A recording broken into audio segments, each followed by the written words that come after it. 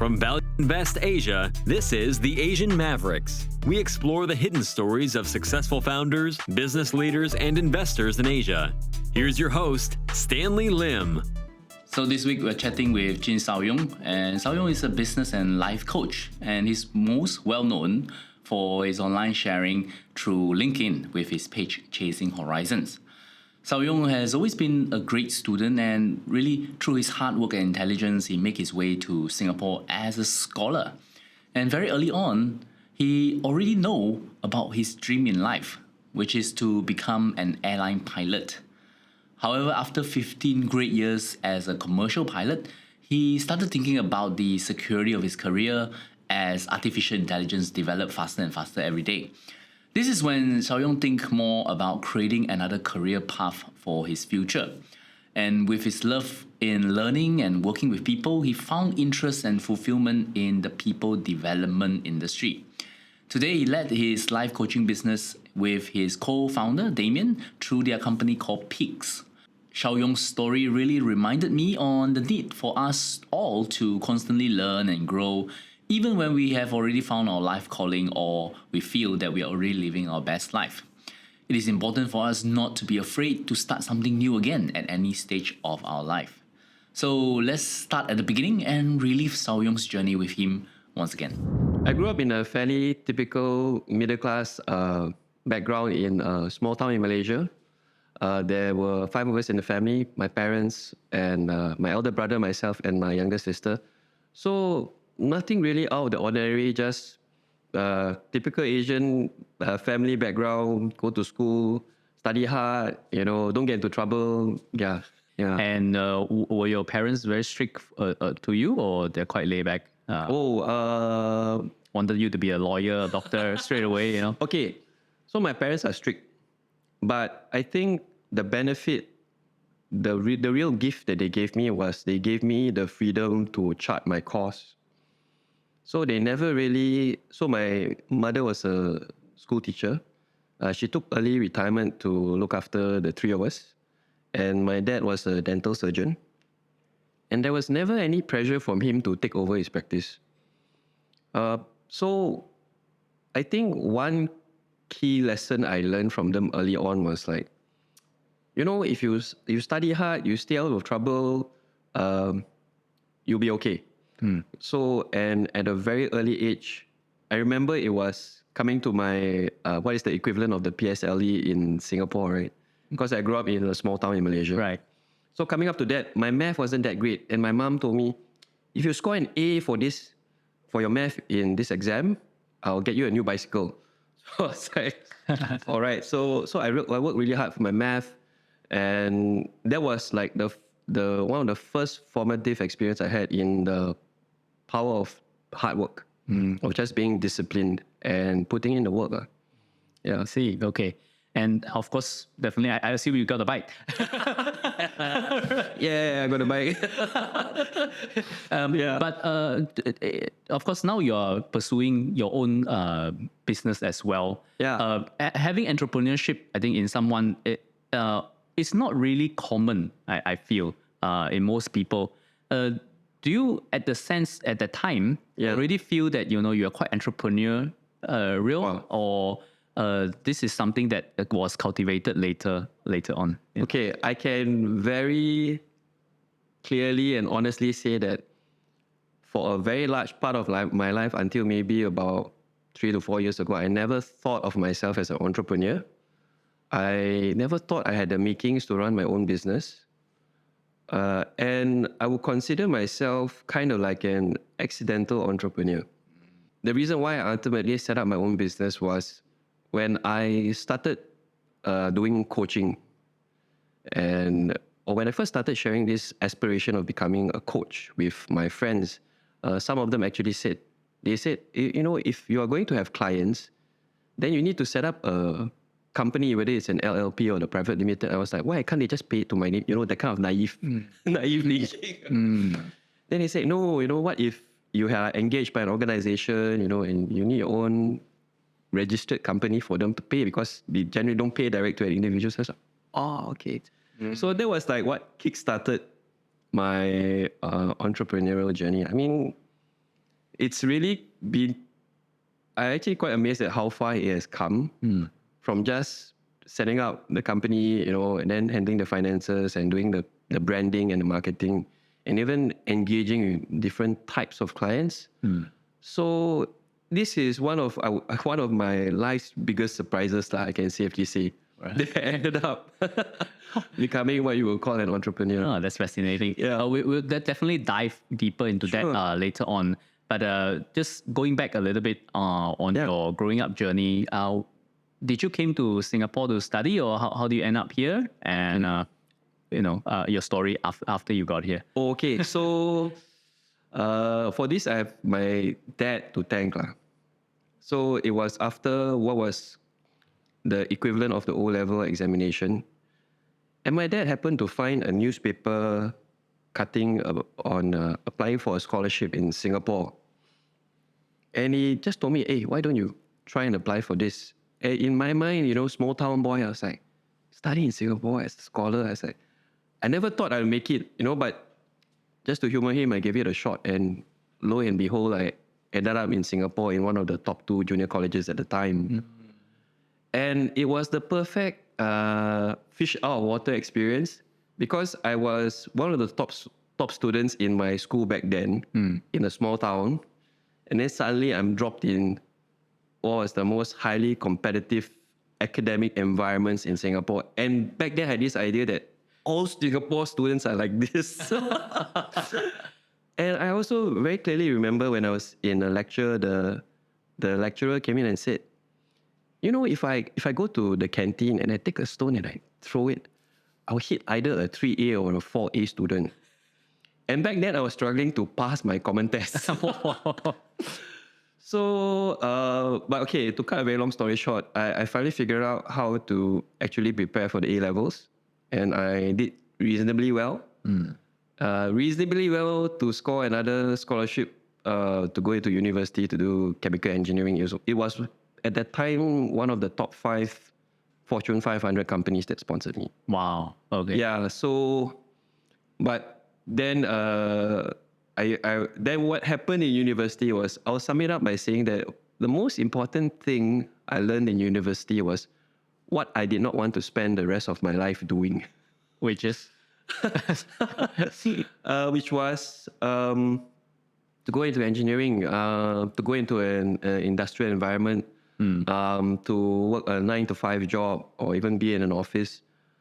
Because when I first went into university and I was exposed to the world of engineering studies, and ultimately when I did my industrial attachment in an engineering firm, one of the things that I thought to myself was, if this is a game and this is the prize for winning this game, is this even a prize that I want? And when I realized that the answer was no, I was like, okay, I have the clarity to do what I need to do.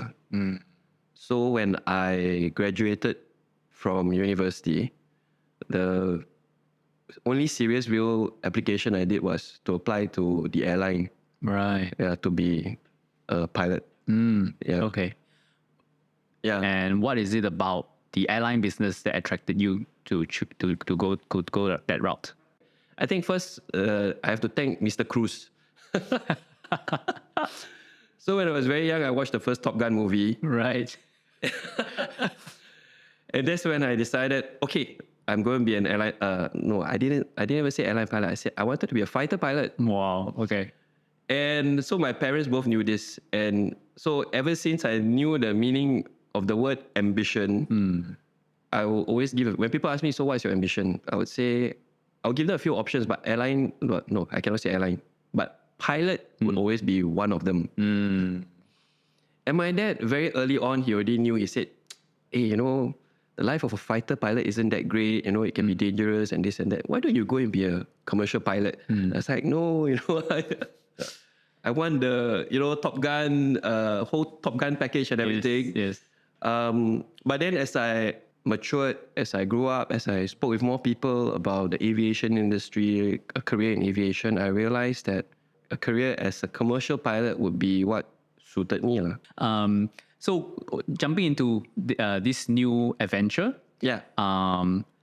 was it everything that you thought it would be at the time? Well, you see, it's one of those existential questions. Is it really a dream come true? I would say it's really a dream come true. And because it is a dream come true, it is very precious to me. This whole experience of, where if I were to imagine I could time travel, I can go back to my 10-year-old self, the little boy, and tell him, hey, guess what? You made your dream come true. And that to me is something that I find very fulfilling. Yes. Yeah, and I also see that in other aspects of my life where if I can recall what my aspirations and dreams were when I was growing up, and now if I can fulfill it, right, if not in the exact terms, but in terms of the principles behind it, the motivation behind it, I think that really gives me the fuel to choose the struggles that I want to work with. Yeah. Okay. Wow. So of course you went on to have a successful career as a pilot, but along the way you realized that of course you started coaching people, and can you share a little bit how you got into coaching and? Oh, okay. So I think one of the things I was very fortunate to have in my airline career was I've always had the benefit of good mentors. So, and because of the mentors who have guided me, because when I joined the airline, I had zero flying experience. And I was like feeling my way around the dark, understanding, what are the expectations of someone who is new to this. And when having that mentor to show you, right, where to go and where not to go is something I find incredibly valuable. So when I had the opportunity to mentor the cadets and the junior pilots, that's where I took it up. And along the way, there were also internal opportunities to train our pilots. And that's also where I discovered, it's like a natural extension, right? So that's when I also took the opportunity to train pilots and also discovered that it was really fulfilling. And then over time, I realized that, what we were training them in, which is all these, the non-technical skills for flying, things like leadership, teamwork skills, communication skills, decision-making skills.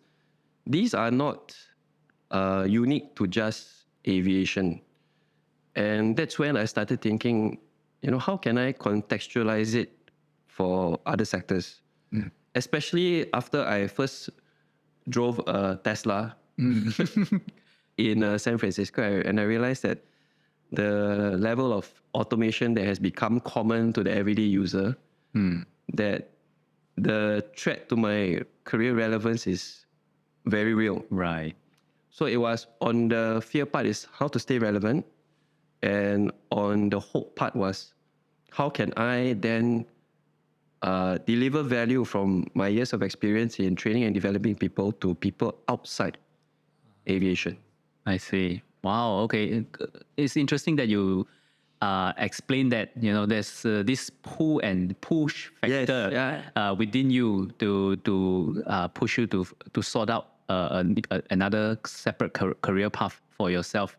And from your experience in coaching your junior staff, and then later on to, I guess, people outside the industry, what is the key moment that you realize that, hey, you need to maybe start to take this seriously? Or at the beginning you was just seeing it as more of a, I guess, a hobby or side project? I think in a sense I've always taken it seriously because fundamental to people development, whether as a mentor, as a trainer, as a coach, ultimately at the very baseline, we have to be able to make people feel heard, feel safe, and feel special. And we cannot do that if we are not serious. So I would say at the very beginning, I've always taken every engagement seriously. And it's just like, level 1, level 2, level 3, level 4 to level 10 or whatever it is beyond that. And right now, it's kind of like thinking about how to scale, right, is when I understood and realized that the message that I'm sending out resonates with many people. Not only people within Singapore, but we've had an engagement with one of the largest shipping firms in the world. And it was a virtual engagement. We had people from the entire APAC region tune in. It was like 400 participants. Wow. And the level of engagement and the feedback that we got from it was tremendous. So we understood, Damien and I understood that, hey, this is something that, as cliche as it may sound, it's something that the world needs. Can you walk us through a little bit? How did it actually grow and manifest into such a big movement, right? Okay. From the beginning, maybe your first client, your first outside client. How did you land that? Damien and I share this vision of resilience as something beyond just persistence. Because I think about 4 or 5 years ago, which is before the pandemic, we saw that we wanted people to have the skills, the capabilities to not only survive, but thrive with change. And back then, generally, when you ask people, okay, what does resilience mean? They'll say, okay, resilience is perseverance, tenacity, grit, never give up, which is true. And usually the stories attached to these values are people have gone through very, very difficult circumstances in life. They've gone through some major disaster and how they've survived it and picked themselves up. But we also wanted it to apply to people who live on a day-to-day basis. So it could be, for instance, a single mom working 2 jobs to support her children. It could be a retiree who is facing the prospect of staying meaningfully engaged. It could also be students who are still trying to find their way around in this very unpredictable and, in a way, intimidating world. So while things like perseverance, resilience, grit, tenacity are important, we also identified that in order to be at our best selves so that we can thrive and not just survive, so we use the hand as the framework for thrive. So THRIVE, right? So each finger and the palm represents one key component of resilience, our holistic resilience. So the first is your thumb. The T stands for thoughts. So things like our values, our beliefs, our mindset. The H stands for health, because if we're not healthy, it's very difficult to thrive. R is relationships, because without relationships, right, we cannot have things like love, friendship, kindness, generosity, compassion. I is income and investments. So this will be right up your alley, Stanley. And income investments is, in the kind of society that we live in, money is a proxy for many things. At the very basic, it's a proxy for stability and security. If we don't learn how to manage our money, we will become a slave to money, and it's very difficult to thrive that way. The V, we say vocation and we don't say work, because with the idea of vocation is this idea of meaning and purpose. And it's what we see affecting many people around the world when they do things day in and day out without really understanding why they're doing it, what's in it for them, how does it contribute to society. And I think the pandemic was a very good study in the importance of meaning. And the E is this is a slightly longer thing, is the enlightened self-awareness. Right. So we believe that self-awareness is important, but self-awareness alone is not enough. For instance, someone who is a gambling addict, he knows he has a gambling problem. But if he can, so that's level 1 self-awareness. But if he cannot do anything about it, his life doesn't change. Someone who has that enlightened self-awareness is able to identify what he needs to do in order for him to thrive. And this E is what brings everything together, because your hand is not the same as my hand. So your picture of thrive will look very different from mine. But each component, what health looks like to you, what good health looks like to you, what supportive relationships look like to you, enough income, meaningful work, all these also look unique to you. But we do know that when we have all 5 fingers working together, the hand is the strongest. If I suffer an impairment in one finger, but the others are strong enough to support, we can also thrive. For instance, if I like to use this example, Stephen Hawking. So Stephen Hawking had very bad health, but he had the other pillars to compensate for it, and he lived a thriving existence for a large part of his life. And the other thing is, we use the hand because there is no such thing as an individual resilience. We are only as resilient as the communities that we belong to. So our hands are not only meant to serve ourselves, to do things for ourselves, but our hands are also meant to support other people. So we believe that resilience requires community, which is why the engagements that we are involved in, at some point, it will involve some level of community development.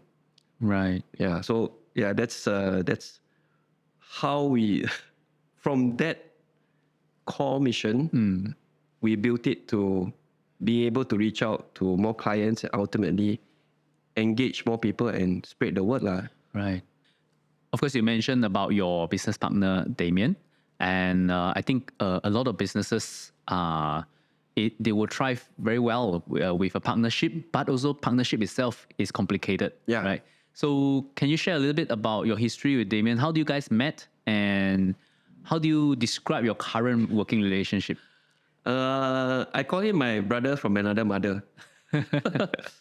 I started out mentoring him, but over time, as the friendship grew, now he mentors me in other things because he has a lot more experience in the entrepreneurship side of things, in the going out to speak with people, understanding the core business side of things. So I'm more like the front facing, talk to people, spread the word. So we kind of wear different hats, but I think at the very basic, and this also sounds simple to the point of being cliche, is that point of trust. Trust in the sense that we can even disagree with each other, but the disagreement doesn't have to mean that the relationship is impacted. So like I said, as we were developing the framework, as we were thinking about, okay, how do we engage in projects that are meaningful not only to us but to the client as well, we always believed in having authentic conversations in the sense that we are free to challenge one another. And yeah, that's generally the recipe for not just friendships, but pretty much any meaningful relationship that we want in our life. Right out of the gate, when you guys started, was business all pouring in right at the start, or? No lah. No, I think word of advice for all wannabe would-be entrepreneurs is always keep your expectations low, right? Keep your expectations low, but never lose sight of the work that needs to be done. So we had the benefit of, number one, it started out as just something that we thought was interesting, that was interesting to do. So we just built on it step by step. And it's just, and then as the nature of the business change, then we have to change along with it lah. I would say the business, one good thing was we've never had to go out to sell. Okay. Ours was always people approach us, but one needs to be patient when doing this. And so and this is not a playbook that I will also say that everyone should follow, but if you want to do this way of doing business, then ensure that you have enough resources in order to create the kind of business that you want. Yeah. So, in a way, your approach is really not having too much big expectation that you want to close something, Yeah. but rather have a more open mind of just meeting a new friend and learning about the other person first, Yeah. and see if there's real value that you can add Yeah. to them. Right? Yeah, that's and definitely require a lot of patience on your part. I feel from what you described. I will also add, so you mentioned about word of mouth, right? So word of mouth recommendation is one thing, but the other thing that has really helped my reach is learning how to brand myself and chasing horizons on a digital platform. So my playground, my digital playground is LinkedIn. I like LinkedIn as a platform because there's a little bit more skin in the game, because not to say that there are no fake profiles, but people tend to have to be more professional in who they portray themselves to be and the kind of engagements that they have on the platform. And also, I find that that is where the key decision makers in organizations will be looking for potentially people to help them solve certain problems within their organizations. So this is another thing that I also didn't expect myself will be doing in this journey so far, and that is becoming a content creator. Some people call me an influencer, but I'm not really sure whether I'm comfortable with the term. But that has really helped in finding the kind of clients that match who we are. Right. Because when you can communicate who you are clearly, then you'll be able to attract the people who align best with you. And I think that makes for a successful partnership. Right. Okay. And this digital presence that you have cultivated for Chasing Horizon, your brand and yourself, is it from trial and error, or how did you came about choosing that let's go big on LinkedIn? So I used to write on this platform, Quora. Right. Yes. So Quora is like a Q&A platform, right? And that's when I first chose the name Horizon Chaser. So, and then along the way, as I started my my journey beyond aviation, and I started doing a little bit more training and personal development work. So the first coach I had, this guy called Mike Lim, introduced me to a LinkedIn workshop run by Walter Wee, who runs his own digital marketing agency. So that was where I learned the basics and fundamentals of being on LinkedIn and learning how to grow the persona of just being a commercial pilot to someone who can stand for something more than just flying. So then I realized that, hey, Horizon Chaser, I can still adopt it for work outside of aviation, because now instead of chasing the horizon of our Earth, I chase the horizon of people development, which is just as inspiring and infinite. So that was the seed from which I started to grow. And from there, it was, like you say, it was trial and error, writing stuff, posting stuff, learning how to engage with people online. And also then the next person that I learned from was Dr. Eric Siu. He's based in KL, and he runs a very popular LinkedIn Live every Monday. Yeah, so when I first observed what he was doing on LinkedIn, it was relatively unknown, and I could see that it was a great platform to engage with people on a meaningful level. So I thought, hey, why not give it a shot? So I think I've done more than a year of live engagement on LinkedIn. So that was the next step. So this year, who knows what will come up? Well, you certainly sounds to be very busy over the last few years. But you started from what I understand, you started your business in 2018 formally, and you are able to grow it quite, I guess, stably over the past few years. But then we hit 2020, and COVID came. And can you talk a little bit about how that impact maybe not just you and your business, but of course your main job as commercial pilot, that's the big impact. And how did it change you during that period?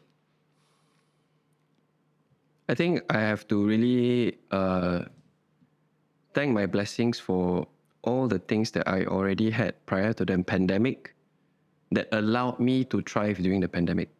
So even though flying was really deeply impacted, I mean, you go to the airport, you see planes everywhere.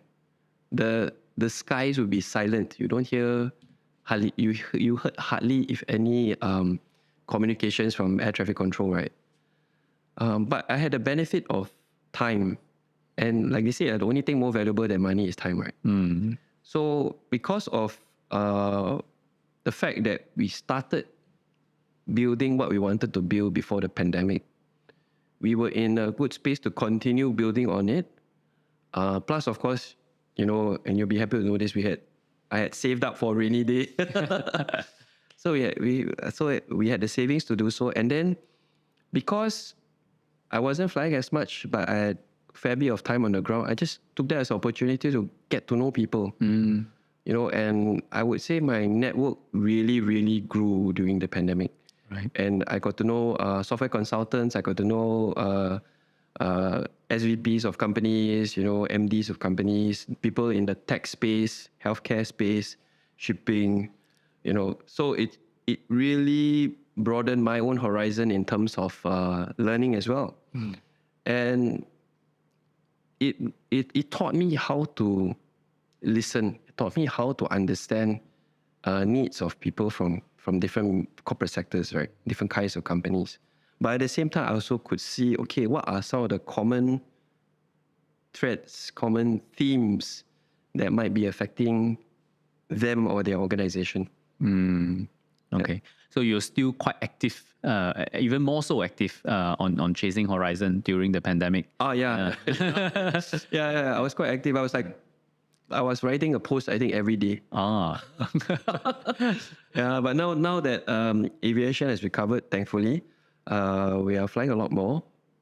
So my content creation is less frequent than it used to be, which also means that I have to be more strategic in how I do it and what I write about. I see. Okay.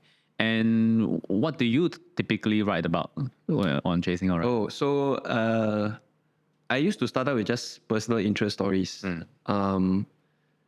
Things like, okay, a scene from my life, scene from flying. And I shared pictures of the view from the cockpit, high up there. You can see the world in its full magnificent glory, right? And that really caught a lot of people's attention, and they really enjoyed it. And then from there, I started to write about stuff that's relevant not only in aviation but also in the general corporate sector, right? So things like, okay, what is good leadership, for instance? What is meaningful engagement? How do you listen effectively? Things like that are common in any sector you're in, right? But what are the lessons that we learn from aviation that we can then contextualize for other people?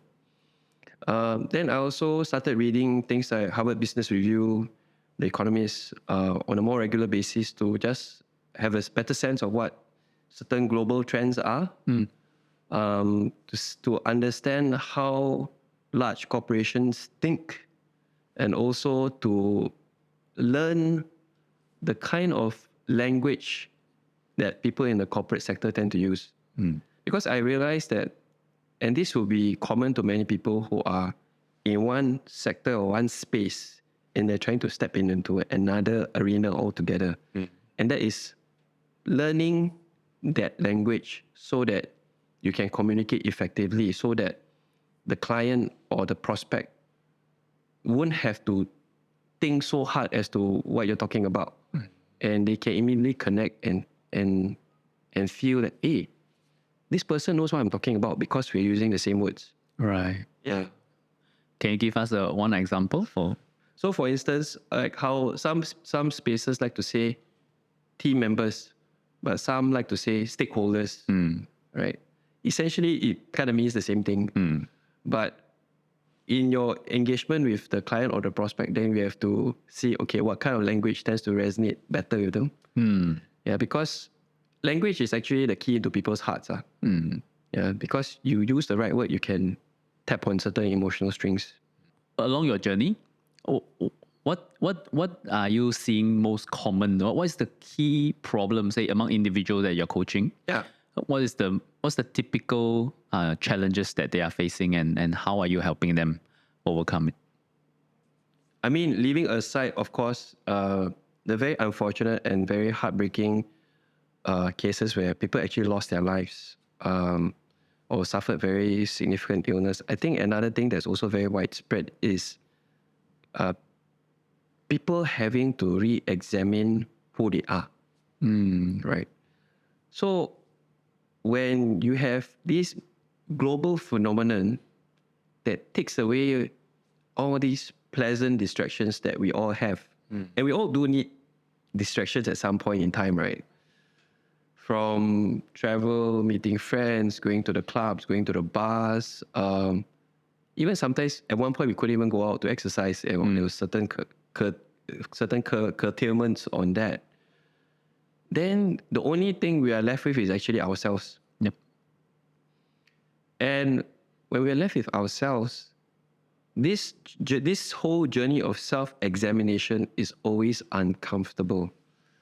And I think fundamentally, when external events call into question who we are, that is one of life's most unpleasant and at the same time, the most valuable experience that we can have. So it's not only on the individual level. So whenever I coach people, the first question I ask them at some point in time, in some variation, will be, tell me, who are you? Right? And this is one uncomfortable conversation, uncomfortable reflection, but it is necessary. And now we are seeing it, okay, this is the individual level. We look at the organizational level. What does this organization stand for? So if you look at the great tech retrenchments, right?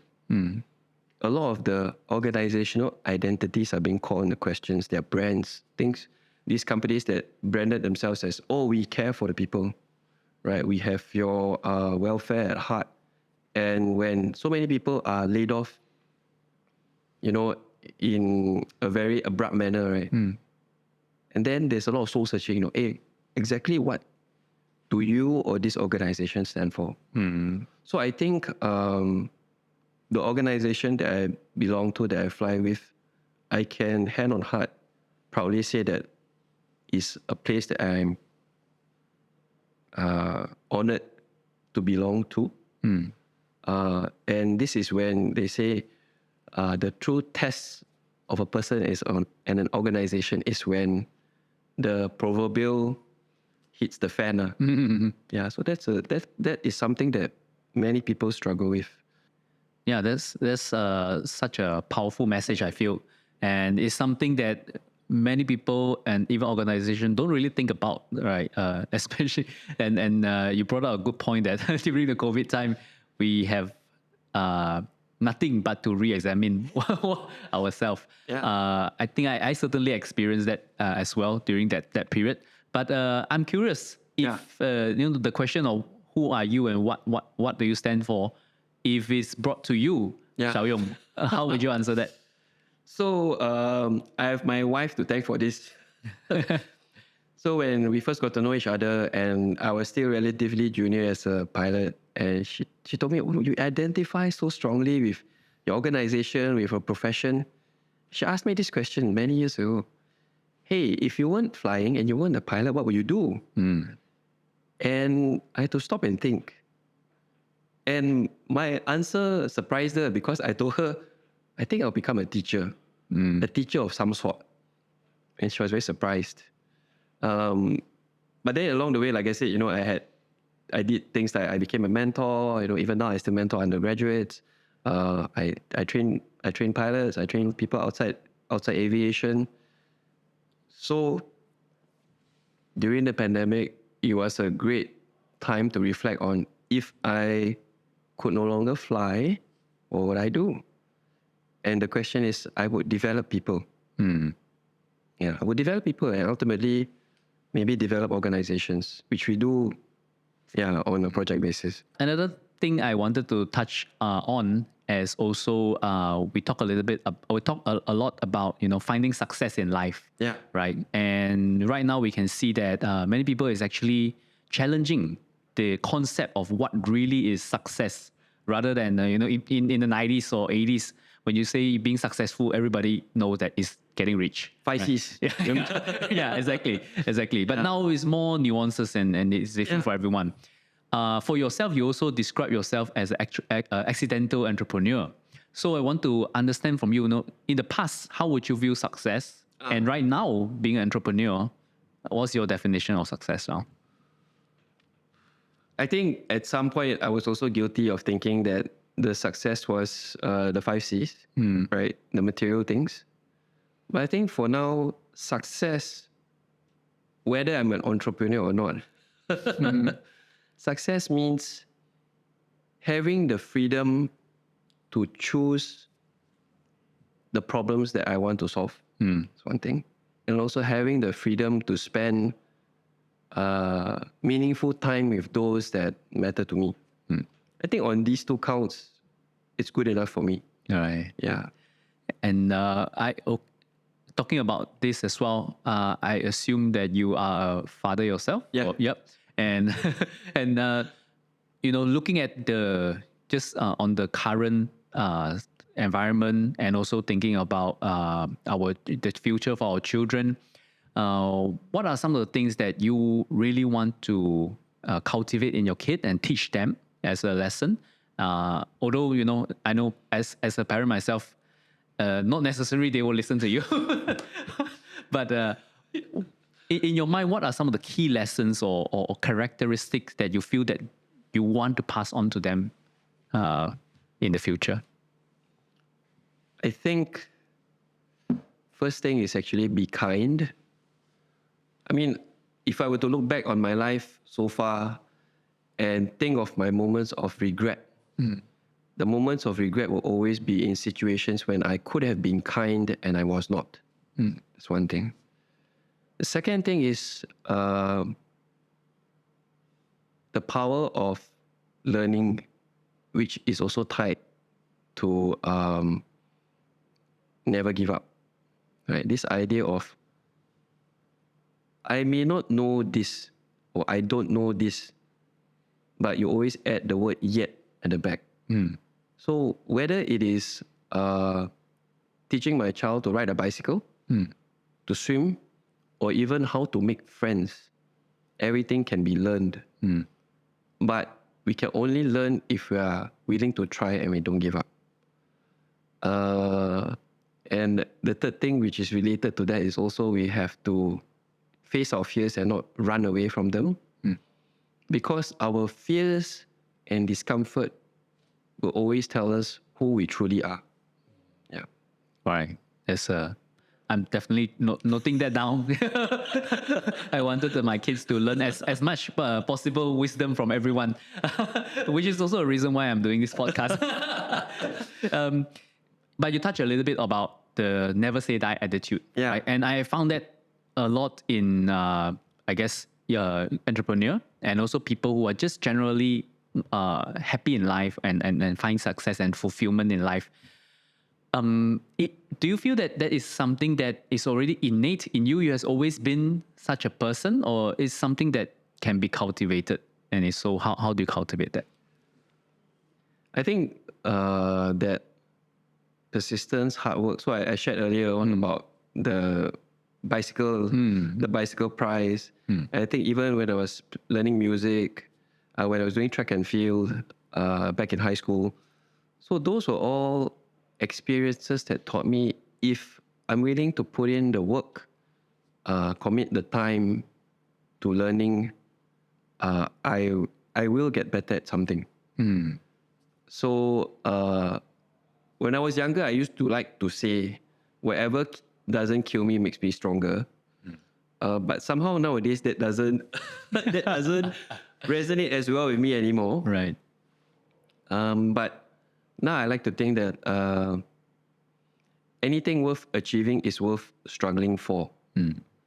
So why I prefer this saying is, then we have to understand who we are, which is that whole identity conversation, and what you want to stand for. And what you want to stand for will then tell you, okay, what is worth achieving for you, right? Then when we have that, it's easier to find that fuel, that motivation to keep going.